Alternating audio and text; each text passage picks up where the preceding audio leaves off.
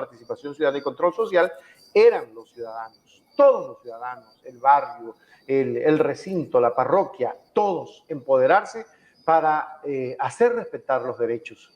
Derechos que da ese Consejo de Participación Ciudadana, ratificando lo que nos da la Constitución. ¿Qué tenemos que hacer para comenzar a recuperar esos derechos, Fernando? Porque el problema es grave. La gente no entiende que así como hay deberes, hay derechos. Y creo que hay más derechos que deberes. Porque en el Ecuador, eso es lo que no estamos tomando en cuenta. Ni siquiera los movimientos políticos ni los partidos políticos están instruyendo a sus ciudadanos de esos derechos que tienen. Y dejan que el candidato vaya, cualquier candidato advenedizo vaya, ofrezca el moro, y a la final nunca cumple. Eso pasó con Guillermo Lasso. Nos engañó, fuimos engañados, pero porque la gente no conocía sus derechos políticos. ¿Qué hay que hacer para que la ciudadanía despierte de este letargo que parece que tiene en poco tiempo, en 6 años, más tiempo que los 50 o 60 años de la larga noche neoliberal que vivimos en el Ecuador?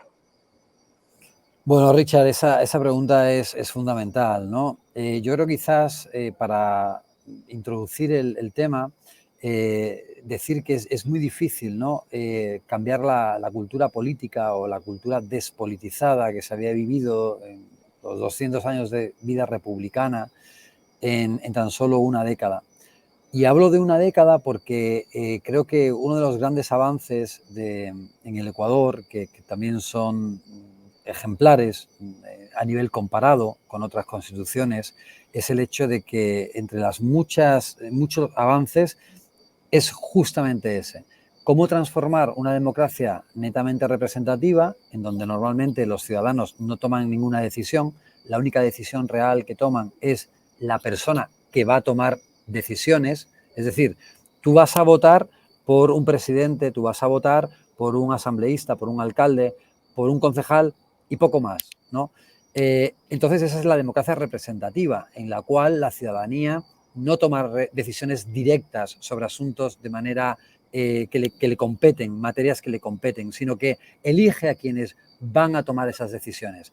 Y el problema es que normalmente lo que ocurre es que en una elección en donde combaten imágenes y carismas y programas electorales que se leen muy poco, la persona elegida puede hacer caso omiso de lo prometido en su programa electoral e irse de rositas. Mejor ejemplo, el de Lenín Moreno, que es elegido por un partido político o por un movimiento político y finalmente aplica el programa político de los partidos políticos que habían perdido las elecciones. Es decir, Lenín Moreno aplicó el programa político del Partido Social Cristiano y de Creo y no de Alianza País, que fue en el que en el año 2017 le eligió como presidente. En el Estado ecuatoriano se hicieron grandísimas reformas que ya te digo que desde mi punto de vista, desde la perspectiva constitucional, son claramente ejemplares y desde el punto de vista de reconocimiento de derechos. En el caso concreto de los programas electorales existía, por ejemplo, la presentación notarizada de los programas electorales. ¿Para qué? Para activar el llamado referéndum revocatorio, que es también un tema de participación ciudadana en caso de que ese programa político no se respetara. El problema fue que esa posibilidad nunca se activó precisamente porque el poder electoral bloqueó todas las iniciativas que se hicieron para destituir a un presidente que no estaba cumpliendo con su programa electoral. Eso en cuanto, por ejemplo, a lo que es la irresponsabilidad de la política en los planes de gobierno que son incluso notarizados en el caso concreto del Ecuador, que eso no ocurre en ningún lugar, ¿no? En cuanto a la participación, en realidad, creo que la constitución más interesante es la ecuatoriana en este momento, en cuanto a las constituciones vigentes, ¿no? Hay otros países, como por ejemplo Suiza, en el que de manera regular se llevan a cabo referéndums y consultas populares, también porque tienen un sistema presidencial y constitucional muy sui generis, ¿no?